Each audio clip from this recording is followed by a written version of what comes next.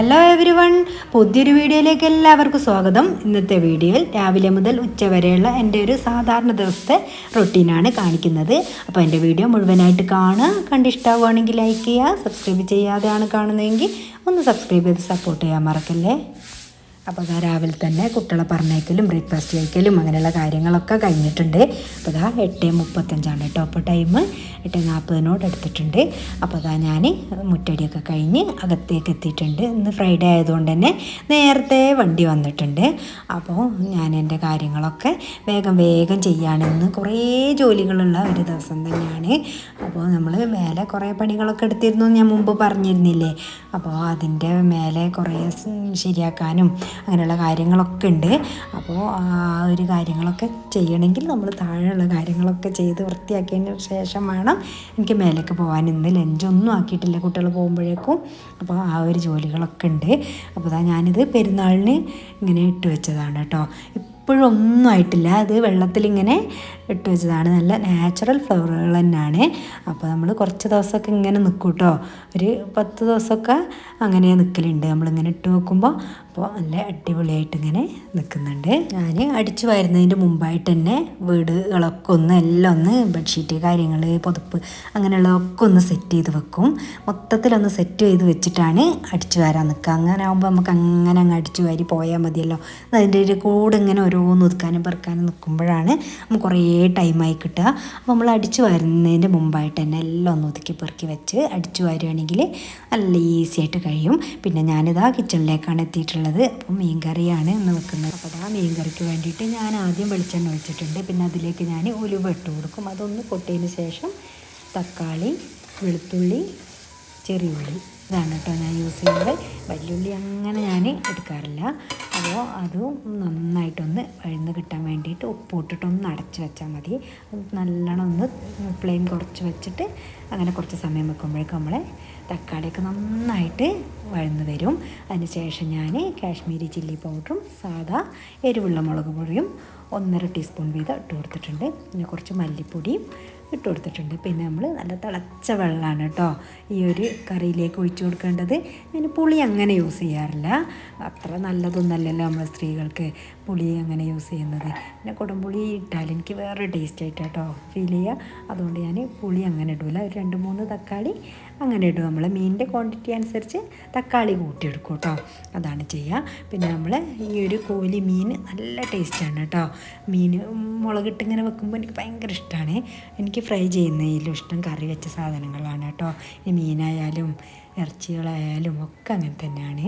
അപ്പോൾ നമ്മൾ മീനൊക്കെ അതിലേക്ക് ഇട്ട് കൊടുത്തിട്ടുണ്ട്. നമ്മൾ മീൻ കറിയൊക്കെ വെക്കുന്ന സമയത്ത് മീൻ ഇട്ട ഉടനെ ഒന്നിങ്ങനെ ഇളക്കി കൊടുക്കാനേ പാടുള്ളൂ. പിന്നെ ഇങ്ങനെ കയ്യിലിട്ടൊന്നും ഇളക്കിക്കൊണ്ടിരിക്കരുത്. കാരണം നമ്മളെ മീനൊക്കെ ഉടഞ്ഞ് പൊട്ടിപ്പോവും. പിന്നെ നമ്മൾ ഫ്ലെയിമൊക്കെ ഓഫാക്കിയതിന് ശേഷം 1 ടീസ്പൂണോളം വെളിച്ചെണ്ണ, പച്ച വെളിച്ചെണ്ണ മീൻ കറീൻ്റെ മേലെ കൂടെ ഇങ്ങനെ ഒഴിച്ചു കൊടുക്കുക. പിന്നെ കറിവേപ്പില ഇട്ട് കൊടുക്കുക. എന്നിട്ട് നന്നായിട്ടൊന്ന് അടച്ച് വെച്ചിട്ട് കുറച്ച് ടൈം കഴിഞ്ഞിട്ട് നമ്മൾ മീൻ കറി എടുത്ത് യൂസാക്കാൻ പറ്റുള്ളൂ കേട്ടോ. അതാണ് കേട്ടോ ഏറ്റവും ടേസ്റ്റ് ഉണ്ടാവുക. അപ്പോൾ ഞാൻ മീൻ കറിയൊക്കെ വെക്കുന്ന സമയത്ത് ഫസ്റ്റ് തന്നെ മീൻ കറി ഉണ്ടാക്കും. എന്നിട്ട് നമ്മൾ ഫുഡൊക്കെ കഴിക്കാനാകുമ്പോഴേക്കും ഒന്ന് ഇങ്ങനെ പഴകുമല്ലോ, ഒന്ന് തണുക്കുകയൊക്കെ ചെയ്യുമല്ലോ. ആ ഒരു ടൈമിലാണ് നമുക്ക് മീൻ കറിയൊക്കെ കൂട്ടുമ്പോൾ നല്ല ടേസ്റ്റ് കിട്ടുക. പിന്നെ അതാ ഞാൻ മീനൊക്കെ ഫ്രൈ ചെയ്തെടുക്കുകയാണ്. മത്തി ഫ്രൈ ചെയ്തത് ഭയങ്കര ഇഷ്ടമാണ് എനിക്ക്. നമ്മൾ ഈ നാടൻ ചോറ് കഴിക്കുന്ന സമയത്ത് ഇങ്ങനെ മത്തി, അയില അങ്ങനെയുള്ള സാധനങ്ങളൊക്കെ ചെറുമീനുകളൊക്കെ പൊരിച്ചാൽ നല്ല ടേസ്റ്റാണല്ലോ. അപ്പോൾ ഇതാ മത്തിയൊക്കെ നന്നായിട്ട് ഫ്രൈ ചെയ്തെടുക്കുന്നുണ്ട്. എനിക്കിങ്ങനെ മീനൊക്കെ നന്നായിട്ട് ഫ്രൈ ആവുന്നതാണ് കേട്ടോ. ഇല്ലാന്നുണ്ടെങ്കിൽ ഒന്ന് അങ്ങോട്ട് തിരിച്ചിട്ട് അങ്ങനെ എടുക്കുന്നവരും ഉണ്ട്. പക്ഷെ ആ ഒരു മീൻ കൂട്ടുന്നതിലും ടേസ്റ്റ് എനിക്കിങ്ങനെ നന്നായിട്ട് വേവിച്ചെടുക്കുമ്പോഴാണ് കിട്ടുക. അങ്ങനെ മീൻ വേവിച്ചെടുക്കരുത് കൂടുതൽ എന്നൊക്കെ ആണല്ലോ പറയാറ്. പക്ഷേ എങ്കിൽ എനിക്ക് നന്നായിട്ട് വേവിച്ച മീൻ തന്നെയാണ് ഇഷ്ടം. ഈ കറി വെച്ചതായാലും അങ്ങനെ തന്നെയാണ്. അപ്പോൾ നമ്മളെ ചോറൊക്കെ റെഡിയായി കിട്ടിയിട്ടുണ്ട്. ഇനി നമുക്ക് പരിപ്പും കർമൂസയും വെച്ചിരുന്നു കേട്ടോ. പക്ഷേക്കൊക്കെ ഇഷ്ടപ്പെട്ടൊരു കറിയാണ് കേട്ടോ. നാടൻ കറികളിൽ കർമൂസ എന്നും പറയാറുണ്ട്, പപ്പായ എന്നും പറയാറുണ്ട് കേട്ടോ. നമ്മൾ ഇങ്ങനെ പല പേരിലാണല്ലോ അല്ലേ നമ്മൾ ഈ ഒരു പപ്പായ അറിയപ്പെടുന്നത്. അപ്പോൾ അതും പരിപ്പും കറിയും വെച്ചിട്ടുണ്ട്. അതൊന്ന് വറവിട്ടെടുക്കുകയാണ്. അങ്ങനെ നമ്മളെ പപ്പായയും പരിപ്പൊക്കെ ഇട്ടിട്ടുള്ള ആ ഒരു കറി റെഡിയായി കിട്ടിയിട്ടുണ്ട്. ഇനി കുറച്ച് കുറച്ച് വഴുതനങ്ങ ഉപ്പേരിയും കൂടി വെക്കാനുണ്ട്. നമ്മളിവിടെ തന്നെ ഉണ്ടായ വഴുതനങ്ങ തന്നെയാണ്. നമ്മൾ നാച്ചുറലായിട്ട് നമ്മളെ വീട്ടിൽ തന്നെ ഉണ്ടാക്കുന്ന ആ ഒരു പച്ചക്കറിയൊക്കെ വെച്ചിട്ട് കഴിക്കുമ്പോൾ ഭയങ്കര ഒരു ടേസ്റ്റും ഭയങ്കര ഒരു സന്തോഷം തന്നെയാണല്ലേ അത്. അപ്പോൾ നമ്മൾ നമ്മളെ മുറ്റത്ത് നിന്ന് തന്നെ പറിച്ചെടുക്കുന്ന ആ ഒരു പച്ചക്കറികളൊക്കെ കഴിഞ്ഞതിന് ശേഷം നമ്മൾ പുറത്തുനിന്നൊക്കെ വാങ്ങാൻ ശ്രമിക്കുക. എനിക്ക് പറ്റുന്നത് പോലൊക്കെ ഞാൻ ഉണ്ടാക്കലുണ്ട്. പക്ഷെ ഇപ്പോൾ ഇവിടെ ഭയങ്കര കുരങ്ങൊക്കെ ആയതുകൊണ്ട് ഒന്നും ഉണ്ടാക്കാൻ പറ്റുന്നില്ല. പിന്നെ ചീരൻ്റെ ഇല നമ്മൾ ഉണ്ടാക്കിയാൽ തന്നെ വെറുതെ ഒന്ന് അതിൻ്റെ മേലെ കൂടെ ഓടിയാന്ന് മാന്തിയിടും. അപ്പോൾ പിന്നെ നമുക്കതങ്ങനെ യൂസ് ചെയ്യാനും പറ്റില്ലല്ലോ. അങ്ങനെ ഇപ്പോൾ ഇതാ നമ്മളെ കുക്കിങ്ങും കാര്യങ്ങളൊക്കെ കഴിഞ്ഞ് കിച്ചണൊക്കെ ക്ലീൻ ആക്കിയിട്ടതിന് ശേഷം ഞാനിതാ മേലെ വന്നിട്ടുണ്ട്. കുറച്ച് അലക്കാനൊക്കെ ഇട്ടിരുന്നു.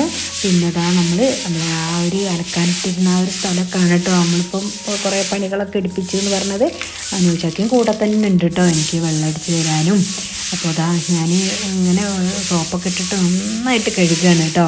സോപ്പ് പൊടിയൊക്കെ യൂസ് ചെയ്തിട്ട് അപ്പോൾ നല്ല വൃത്തിയായിട്ട് കിട്ടുമല്ലോ ടൈലൊക്കെ.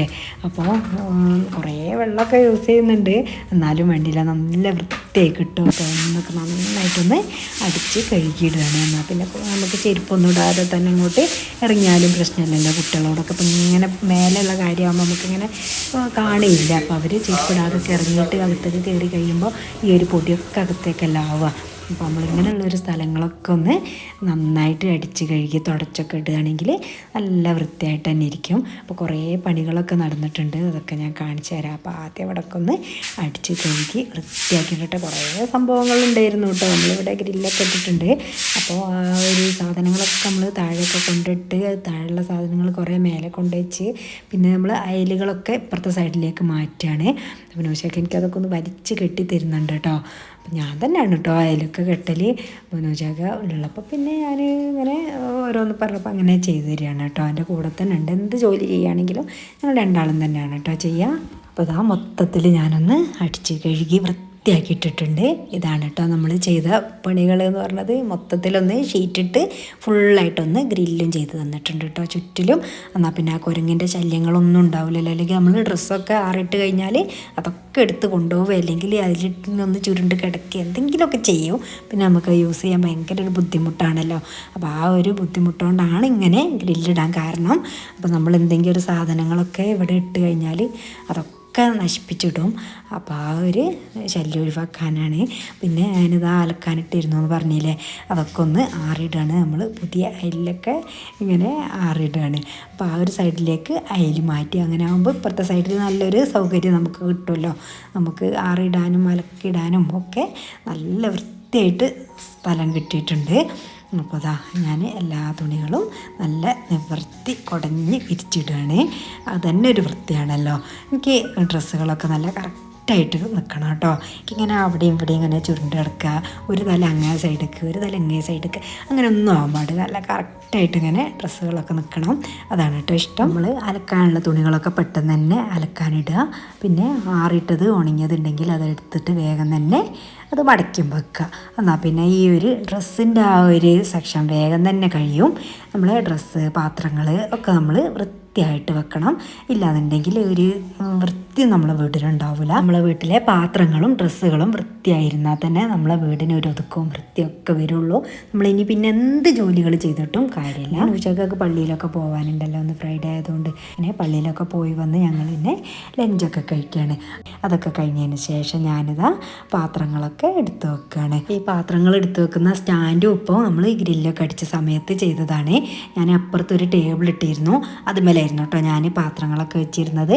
ആ ടൈമിൽ നല്ല മഴ പെയ്യുന്നുണ്ട്, ഭയങ്കര മഴയാണ്. ആ ഒരു ടൈമിലാണ് കേട്ടോ കുട്ടികൾ വന്നതും. അപ്പോൾ ഞാൻ അവർക്ക് പഴമൊക്കെ വാട്ടി കൊടുക്കണം. നമ്മൾ ഹെൽത്തി ആയിട്ടുള്ള ഫുഡ് തന്നെയാണല്ലോ വൈകുന്നേരം നമ്മൾ കൊടുക്കേണ്ടത്. അപ്പോൾ ഉപ്പ പഴമൊക്കെ കൊണ്ടു തന്നിരുന്നു. അപ്പോൾ ഞാൻ വളമില്ലാത്ത പഴമാണല്ലോ, അപ്പോൾ എന്തായാലും അതൊന്ന് വാട്ടി കൊടുക്കാമെന്ന് വിചാരിച്ചിട്ട് അതൊക്കെ ചെയ്യുകയാണ്. അപ്പോൾ ഇന്നത്തെ വിശേഷങ്ങൾ ഇത്രയൊക്കെയാണ്. എൻ്റെ വീഡിയോ കണ്ട് ഇഷ്ടമായിട്ടുണ്ടെങ്കിൽ ലൈക്ക് ചെയ്യുക. സബ്സ്ക്രൈബ് ചെയ്യാതാണ് കണ്ടതെങ്കിൽ ഒന്ന് സബ്സ്ക്രൈബ് ചെയ്ത് സപ്പോർട്ട് ചെയ്യാൻ മറക്കല്ലേ. നിങ്ങളുടെ വാല്യബിളായിട്ടുള്ള കമൻറ്റുകൾ എന്ത് തന്നെ ആയാലും ഒരു സ്മൈലി ആയിട്ടെങ്കിലും കമൻറ്റ് ബോക്സിൽ അറിയിക്കുക. നിങ്ങളുടെ ഫ്രണ്ട്സൊക്കെ ഒന്ന് ഷെയർ ചെയ്ത് കൊടുക്കുക. Thanks for watching. ബൈ.